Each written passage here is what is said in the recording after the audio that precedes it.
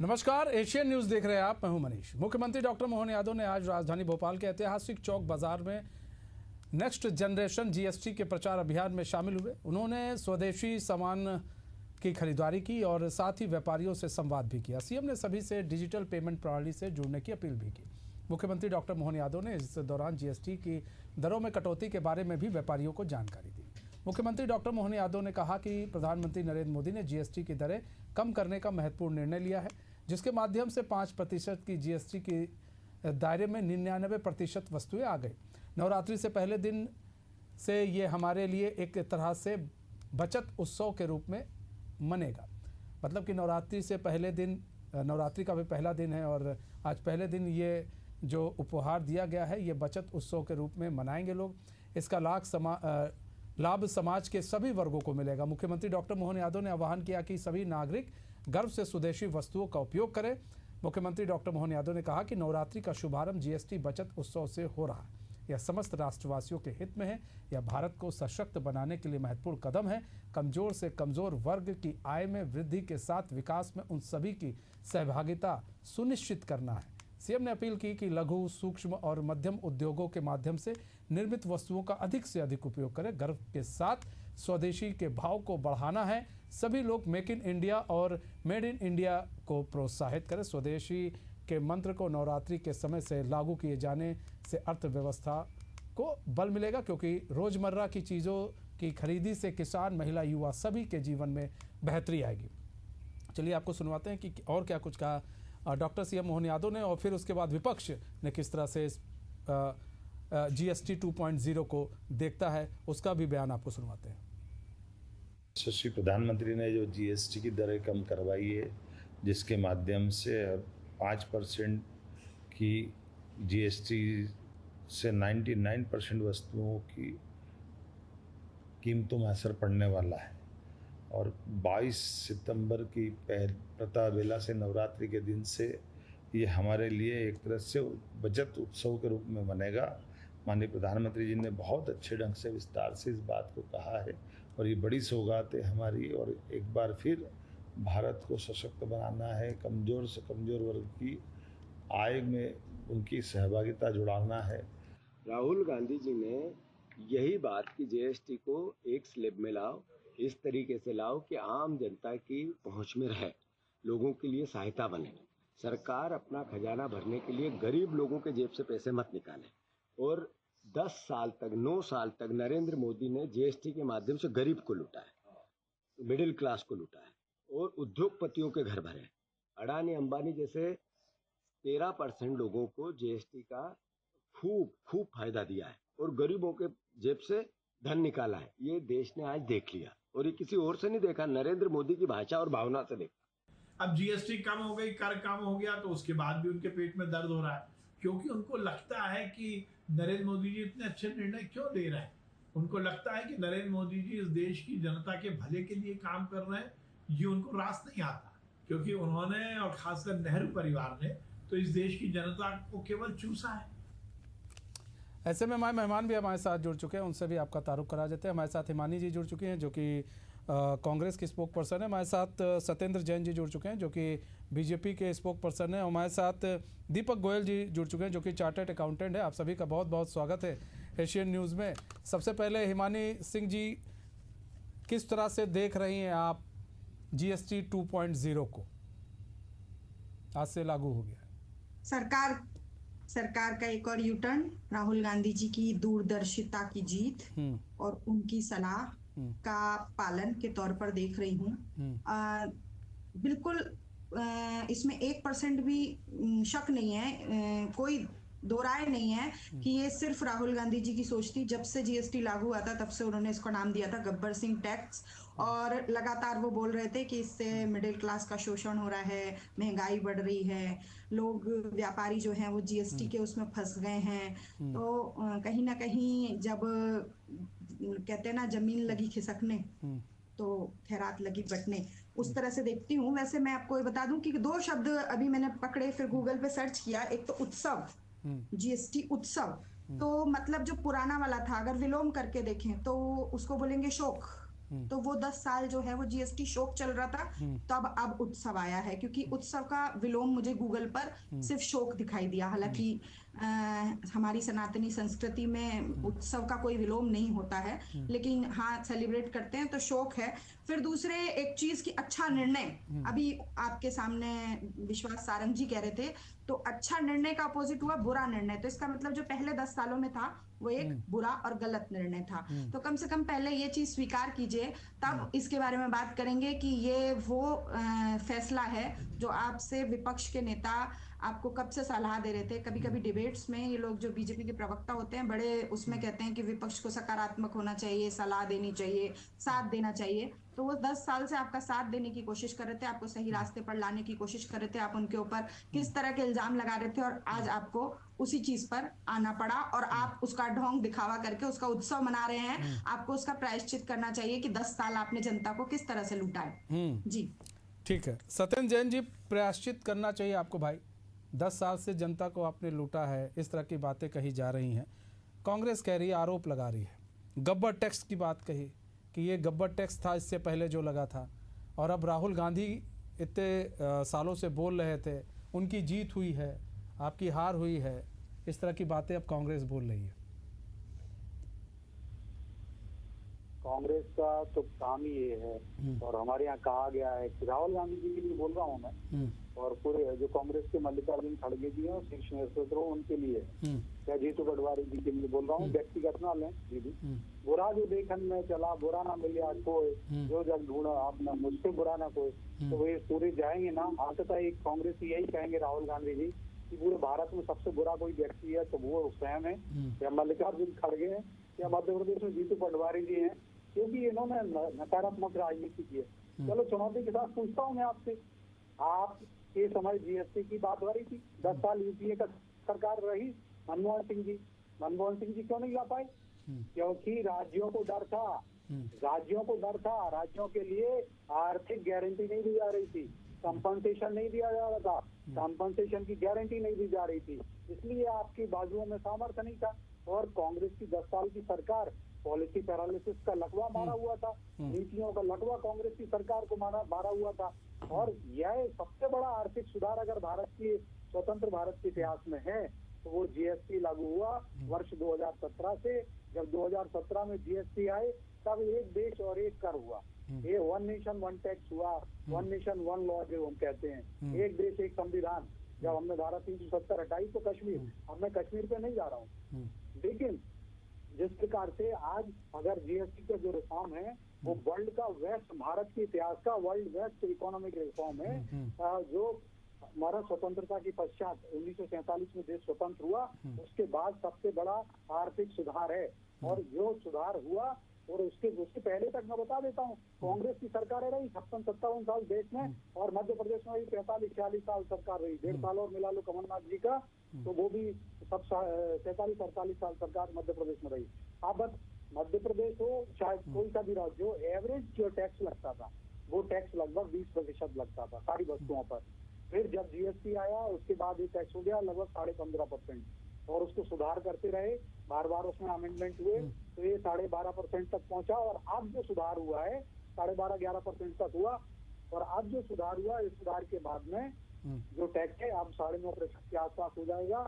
2.5 लाख करोड़ की जो राहत हमने दी हुई है, 2.5 लाख करोड़ जनता का बचेगा, उपहार जनता के लिए उपहार। ठीक है हिमानी जी आपसे सवाल तो ये भी है कि पहले भी जब ये टैक्स लागू हो रहा था उस वक्त भी ये कहा जा रहा था कि नहीं ये टैक्स लागू कर रहे हैं लेकिन आने वाले समय में जो चीज़ें हैं वो और बेहतर होंगी और चीज़ें हम बेहतर करके आपको और देंगे।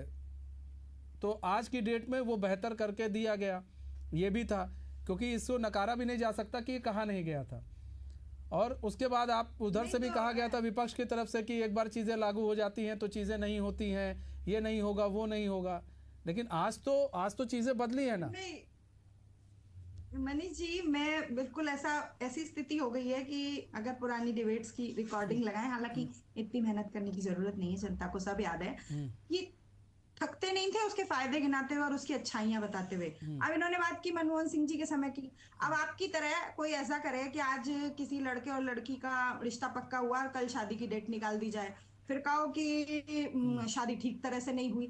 तो अगर आप लोग जिस तरह से आपने किया कि आपने उसका पूरा कोई देखा ही नहीं कि इसका आउटकम क्या आएगा, कि कितना फ्रूटफुल रहेगा या ये नहीं रहेगा, और आपने श्रेय लेने की, क्योंकि फर्स्ट टर्म में तो मोदी जी को बस ऐसा लग रहा था कि बिल्कुल ऐसी चीजें करके दिखाऊं कि कुछ तो भी ये कर दिया, ये कर दिया, ये कर दिया। उसका फिर रिजल्ट हम लोग बन गए हैं लेबोरेटरी के बंदर और चूहे, कि हमारे ऊपर एक्सपेरिमेंट करो, उसके बाद अगर दिखे जितनी बातें सत्येंद्र जैन जी बता रहे हैं कि ऐसा था वैसा था, फिर भी जनता खुश थी। और आपका जीएसटी आया तब से बिजनेस ठप हो गए। बहुत सारे ऐसे लोगों को जानती हूँ जो अपने कई स्टार्टअप्स बंद करके बैठे हैं, जिनके जीएसटी लागू होने के बाद बंद हो गए थे, लोगों के चलते हुए काम बंद हो गए थे। नया कोई शुरू करना चाहता था, उसने बहुत दिनों तक कुछ नहीं किया, और मार्केट जो है बहुत साल तक मंदी में रहा था। कोई किसी को सलाह नहीं दे रहा था नया स्टार्टअप शुरू करने की। जीएसटी के बाद छोटे छोटे दुकानदारों को सीएस की और इनकी जरूरत पड़ने लगी कि भैया वो इतना कठिन था कि उसको समझ में नहीं आ रहा था। आप कंपेयर कर लो कुछ भी, ये तो जनता जानती है। इकोनॉमी बन गई, पांचवी अर्थव्यवस्था हमारी आ गई। जिस तरह आपको अपने कई निर्णय वापस लेने पड़े, ये उसी में का एक निर्णय है जिसको हिमानी जी, लेकिन पांचवी अर्थव्यवस्था बनी ना, अपना देश पांचवी अर्थव्यवस्था कैसे बन गया? हिमानी चाहती हूँ कि अगर आप ऐसा कह रहे हैं कि उसको और बेहतर करना चाहते थे, तो पहले आप उसका तारीफें गिनाने में क्यों लगे हुए थे? अगर शुरुआत के ठीक है, उसका भी जवाब ले लेंगे हिमानी जी। लेकिन क्या आपको नहीं लग रहा है अगर देश पांचवी अर्थव्यवस्था पर आया है तो कुछ तो रीजन रहा होगा ना? बुद्धि है, 10 साल लग जाते हैं आपको समझने में चीजों को। मतलब कोई बच्चा अगर पीछे की बैक बेंचर भी हो तो टीचर उसे 2-3 बार समझती है। आप लोगों को 10 साल लग जाते हैं। ठीक है, आप तो बैक बेंचर से भी पीछे चले गए, स्कूल के ही बाहर निकल। हिमानी जी, सवाल ये है कि पांचवी अर्थव्यवस्था कैसे बनी भारत, कैसे बन गया भारत पांचवी अर्थव्यवस्था? नहीं, ये सवाल ये अगर हम जीएसटी की बात कर रहे हैं, क्योंकि भारत की जो अर्थव्यवस्था है उसमें वो एक बहुत बड़े, समझना पड़ेगा, चाइना के लगभग समकक्ष आबादी वाले देश है हमारे यहाँ। ठीक है, दीपक गोयल जी भी जुड़े हुए हमारे साथ। मैडम आते हैं, चार्टेड अकाउंटेंट है वो भी बेहतर समझा देंगे। दीपक गोयल जी, देखिए यहाँ पर तो अब सत्ता पक्ष विपक्ष वो तो लड़ाई करता रहता है, इन लोग के बीच में होती है चीजें, आप भी ज्यादा बेहतर समझते हैं। पहले भी ये था कि जब आया जीएसटी आया तो ऐसा नहीं है कि बिजनेस एकदम से ठप हो गए, कई नए बिजनेस खुले हैं, उसके बाद भी आए नए बिजनेस आए, लोगों ने बिजनेस किया, तरक्की भी कर रहे हैं बहुत लोग। लेकिन ये कहा गया कि भाई आज ये कहा जा रहा है कि नहीं, राहुल गांधी ने कहा था कि एक होना चाहिए, इसलिए आज ये लोग जागे हैं, पहले जाग सकते थे। तो पहले जो जीएसटी लाया गया उस जीएसटी और जब जीएसटी घटाया गया, आज जो जीएसटी के 2 स्लैब है, पहले 4 स्लैब होते थे, तो उसमें अब जो अंतर दिया गया है, फायदा कितना पहुंचा और आज जो किया गया है किस बेसिस पर किया गया है? अपन एक चीज समझे पहले कि जीएसटी क्यों लाया गया था और उसके क्या फायदे थे, क्या नुकसान थे। देखिए, जीएसटी लाया गया था वन नेशन वन टैक्स के हिसाब से, क्योंकि 13 टैक्सेस को खत्म करके सिंगल टैक्स को लाया गया था। पहले एक बिजनेसमैन को, एक ट्रेडर को या एक मैन्युफैक्चरर को 13 टैक्सेस 13 डिपार्टमेंट्स को डील करना पड़ता था। एक्साइज, सर्विस टैक्स, वैट, चुंगी, एंटरटेनमेंट टैक्स, एंटी टैक्स, बहुत सारे 13 टैक्सेस थे। उन 13 टैक्स डिपार्टमेंट्स के उसको रिकॉर्ड मेंटेन करने होते थे। 13 के आपको इंस्पेक्टरों को झेलना होता था, असेसमेंट्स को झेलना होता था। तो गवर्नमेंट एक स्कीम लेके आई, इन 13 टैक्सेस को मर्ज करके उन्होंने एक जीएसटी बना दिया। तो आप समझिए, एक बिजनेस सेक्टर के लोगों को बहुत फायदा हुआ उससे, क्योंकि उनको 13 कंसल्टेंट नहीं रखने पड़े, 13 लोग नहीं रखने पड़े रिकॉर्ड मेंटेनेंस के लिए। तो फर्स्ट ऑफ ऑल हम ये बिल्कुल दिमाग से निकाल दें कि जीएसटी सिंप्लीफिकेशन नहीं है, GST is a process of simplification. दूसरा, जीएसटी की लेकिन दीपक जी, ये होता था ना कि छोटे जो उद्योगपति हैं उनको ज्यादा दिक्कत हो रही थी। नहीं, क्यों हो रही थी? देखिए, जीएसटी के दायरे में जो छोटे लोग हैं जिनका 40 लाख से कम का टर्नओवर है, उनको तो दायरे से बाहर रखा गया था। तो छोटे लोग जिनको, जो कि जीएसटी लग ही नहीं रहा था, पहले उनको कुछ टैक्स लगता था, सेल टैक्स लगता था या वैट लगता था, उससे भी उनको बाहर कर दिया गया। तो उनको सहूलियत के लिए तकलीफ पड़ी। टेक्निकली आप समझे तो छोटे व्यापारियों को जीएसटी आने से फायदा हुआ है। हाँ, डेफिनेटली जो लोग नंबर 2 में काम कर रहे थे उनको थोड़ी तकलीफ हुई, लेकिन जीएसटी आने के पहले का जो एरा था उसमें compliance of law was very difficult. GST आने के बाद अगर आप कंप्लायंस ऑफ लॉ नहीं करते तो बिजनेस डिफिकल्ट है। दो अलग अलग कॉन्सेप्ट्स हैं।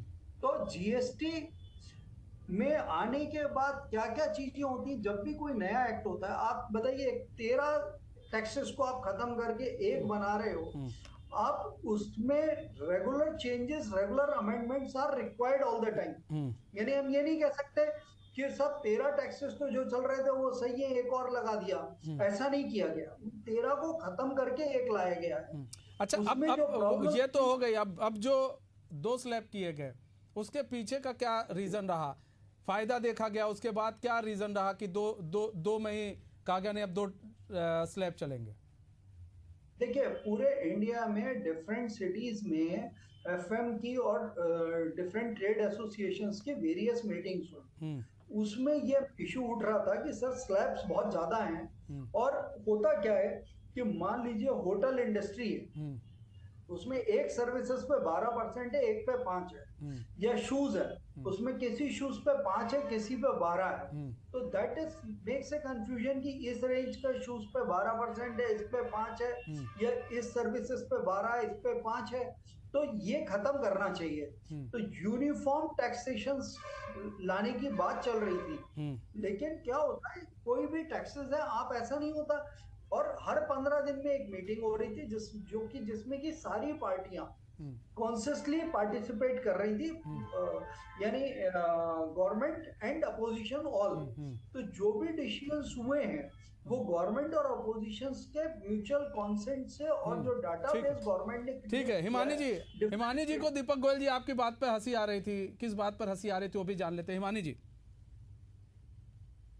ये वैसा ही है कि मतलब एक चीज आप सरकार जो है फायदे गिना रही थी। आपने देखा था जब जीएसटी लागू हुआ था उसके बाद मुख्यमंत्री शिवराज सिंह चौहान को मध्य प्रदेश में व्यापारियों के बीच जाके उसके फायदे बताने पड़े हों, या फिर अब उनको समझाने के लिए मुख्यमंत्री को क्यों जाना पड़ रहा है। सिर्फ सिंपल से देखिए मैं बहुत बड़ी कोई अर्थशास्त्री नहीं हूँ, मैं व्यापार भी नहीं करती हूँ, तो मैं और बता दूं, मैं कोई 1 नंबर ना 2 नंबर कैसा भी व्यापार नहीं करती हूँ, पर मैंने जितना देखा है, मेरे हस्बैंड करते हैं, मेरे मित्र करते हैं, मेरे रिलेटिव्स करते हैं, तो मैंने उनको देखा है और बाजारों में बातें की हैं। जब मैं बाजारों में गई हूँ तब मैंने सुना है, हर कोई अर्थशास्त्री नहीं हो सकता, तो मुझे जितना मालूम है कि अगर आपको फायदे गिनवाने हैं किसी चीज को सुधारने के बाद, तो वो पहले वाले के नुकसान जो हैं वो निश्चित हैं कि पहले वाले में गलतियां थी।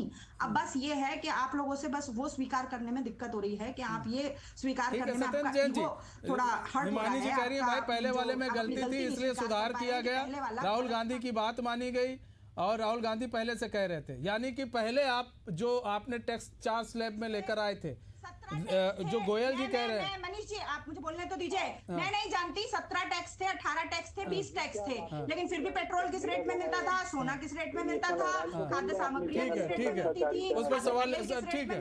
यहाँ पर जीएसटी आने के बाद जीएसटी बहुत अच्छा था। सत्येंद्र भाई यहाँ पर इनका साफ तौर पर कहना है कि आप लोगों ने जब वो टैक्स लाया आपके लिए बहुत अच्छा था, तब तारीफ की गई, उसके बाद उसको हटा दिया, अब कह रहे हैं अब बहुत अच्छा है, यानी कि पहले बहुत अच्छा था या तो अब बहुत अच्छा है। और पेट्रोल का बहुत देखिए कुछ सवाल उठ रहे हैं, बेसिक से सवाल उठ रहे हैं, उसका जवाब भी जानना चाहेंगे। कई लोगों से बातचीत हुई, सवाल ये उठ रहे हैं कि हम अंतर्राष्ट्रीय मार्केट से बात करें, हम रूस से कच्चा तेल खरीद रहे हैं बड़े सस्ते दाम में, लेकिन हमारे यहाँ आज भी रेट जो है 100 तक पहुँचा हुआ है, तो इसको हमको कम करना चाहिए। तो ये कम क्यों नहीं हो रहा है? अगर ये पेट्रोल डीजल के दाम कम हो जाते हैं तो ट्रांसपोर्टेशन के दाम कम हो जाएंगे, और भी महंगाई आपको घटा सकते हैं, और भी महंगाई घटा सकते हैं।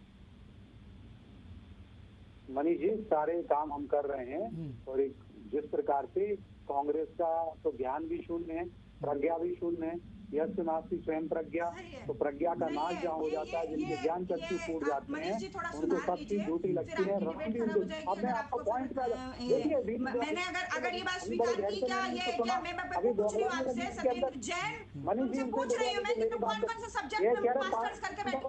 अगर मैंने स्वीकार किया कि मैं नहीं पढ़ती शास्त्री, राहुल गांधी मूर्खों के सरदार, अरे बेवकूफो, मैंने बोला तुम मंदबुद्धि, जाके समझाइए जो कह रहे थे कि राहुल गांधी कह रहे थे पांडवों ने जीएसटी लगाया। अरे मती मारी गलत है। तुमको 10 साल लग गए, तुम बैक बेंचर हो, जिंदगी में भी नहीं हो। 10 साल में क्लास पास कर पाए हो। हम किसी को व्यक्ति से शादी की डेट जो थी दीदी, शादी की डेट राहुल गांधी की निकलो और इंडिया अलायंस का झंडा फूट गया, इंडिया अलायंस फूट गया। अरविंद केजरीवाल अलग भाग गए और लालू यादव जी का बात खराब चल रहा है। जो कहते थे जो अरे दिखा रहे थे, अरे पार्टी देखिए हमने संशोधन किया जीएसटी काउंसिल में, और आज नहीं जीएसटी काउंसिल के माध्यम से 150 से ज्यादा सुधार कर दिए, संशोधन कर दिए। कांग्रेस तो प्रतीक के तौर पर लिया जाए, हिमानी दीदी पूरी कांग्रेस पार्टी का मानसिक संतुलन हो गया है। ये जनता ने उनको बार बार शॉट दिया है, शॉट लगने के कारण इनका मानसिक संतुलन खो चुका है। अभी देखिए ठीक है, एक एक करके आएंगे। ठीक है हिमानी जी, ठीक है आते हैं हिमानी जी आते हैं आपके पास। ठीक है आपके पास भी आते हैं हिमानी जी। शॉर्ट मैचिंग होगी तो दर्शक भी नहीं समझ पाएंगे। ठीक है सत्येंद्र भाई अपनी बात को पूरी करें आप। देखिए मैं बता दूं कि भारतीय जनता पार्टी की जो सरकार है, मोदी जी ने भारत के सबसे बड़ा आर्थिक सुधार किया 2017 के आधार और बार बार उसमें करते हुए संशोधन करते हुए आज भगवान जनता को हमने टैक्स का जो लगा था सिंप्लीफाइड टैक्स कर दिया। वरिष्ठ हमारे जो अकाउंटेंट बैठे हैं, जो आय व्यय का लेखा जोखा और आर्थिक अर्थशास्त्री हैं, उन्होंने स्वयं कहा कि 13 टैक्स थे। इंस्पेक्टर राज होता था और इंस्पेक्टर राज से हमारा व्यापारी परेशान रहता था, उनको सभी व्यापारी गणों को मुक्ति दिलाने का काम किया। मोदी जी ने कहा था thank you tax payer of India, Bharat के टैक्स पेयर का धन्यवाद भी संसद में किया था मोदी जी ने पहली बार। और आज टैक्स को रिफॉर्म करते हुए 10-12 रुपए किलो में गेहूं मिल जाता था जनता को, फिर भी सब्जियां सस्ती थी, फिर भी गेहूं सस्ता था, फिर भी रोजमर्रा की चीजें सस्ती मानसिक संतुलन खो गया। 10 महंगाई नहीं थी, जनता की लूट नहीं हो रही थी। ठीक है हिमानी जी आते हैं हिमानी जी बोलने दीजिए, सत्येंद्र भाई को बोलने दीजिए, उसके बाद आपके पास आ जाएंगे मैडम, आपके पास भी आ जाएंगे। ठीक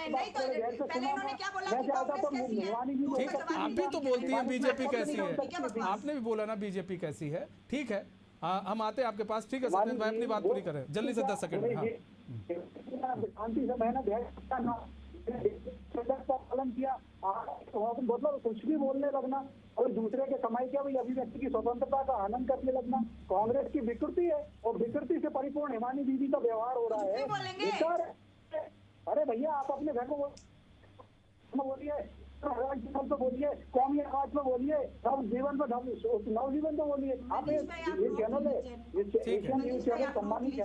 ठीक है सत्येंद्र भाई, ये नहीं तय करेंगे आपने मुझे डिबेट में। ठीक है सत्येंद्र भाई ठीक है। अब हिमानी जी हम आपके पास आते हैं। हिमानी जी यहाँ जीएसटी लगाया, ये जीएसटी की तुलना पांडव कालीन युग से कर दी, को समझा। ठीक है जल्दी से हिमानी जी 10 सेकंड। मैडम यहाँ पर सवाल ये है कि आपको लगता है कि जो घटाया गया, जो जीएसटी 2 स्लैब में लाया गया, जो अब मध्यम वर्गीय लोगों को जो फायदा मिलेगा सीधे तौर पर आज से मिलना शुरू हो जाएगा, तो आपको लग रहा है कि एक बहुत अच्छी पहल है और सरकार के साथ है कांग्रेस पूरी?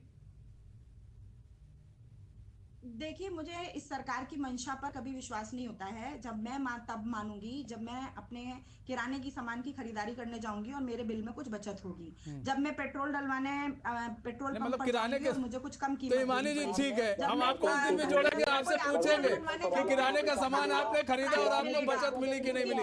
दीपक जी कितनी सहूलियत जनता को मिल रही है? दीपक जल्दी से।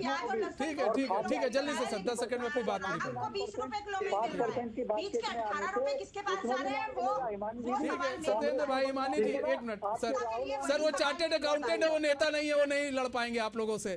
ठीक है दीपक गोयल जी, आप अपनी बात पूरी करें। सर कितनी सहूलियत मिल रही है? पहली चीज तो अपन ये समझें कि पेट्रोल की जो कीमतें, पेट्रोल या डीजल की, उसका जीएसटी से कोई लेना देना नहीं है, that is covered under weight.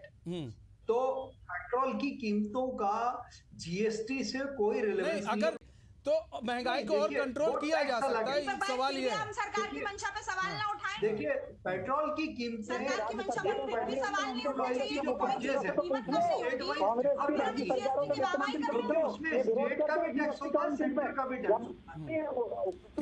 ठीक है समय कम है फिलहाल। बहुत बहुत धन्यवाद, बहुत बहुत धन्यवाद आप लोगों का हमारे साथ जुड़ने के लिए और अपना बहुमूल्य समय हमें देने के लिए। तो जीएसटी 2.0 आज से लागू हो चुका है। सामान जो है, घरेलू सामान सस्ते हो गए हैं, टीवी फ्रिज खरीदिए, गाड़ियां सस्ती हो गई हैं, कई इलेक्ट्रॉनिक सामान सस्ते हो गए हैं। तो कहीं ना कहीं मोदी गवर्नमेंट का एक जो बड़ा तोहफा है, नवरात्रि का पहला दिन है, मोदी गवर्नमेंट का जो बड़ा तोहफे के तौर पर मोदी गवर्नमेंट देख रही है, वो आज से लागू हो गया। अब इसको भुनाने की भी बीजेपी भरपूर कोशिश कर रही है, जनता के बीच में जा रही है, भुनाने की कोशिश की जा रही है। फिलहाल बहुत बहुत धन्यवाद हमारे साथ जुड़ने के लिए और तमाम जो अपना बहुमूल्य समय देने के लिए। तो हमारे इस खास पेशकश बस इतना ही है। मुझे दीजिए इजाज़त और खबरों के साथ बने रहने के लिए देखते रहिए एशियन न्यूज़। नमस्कार।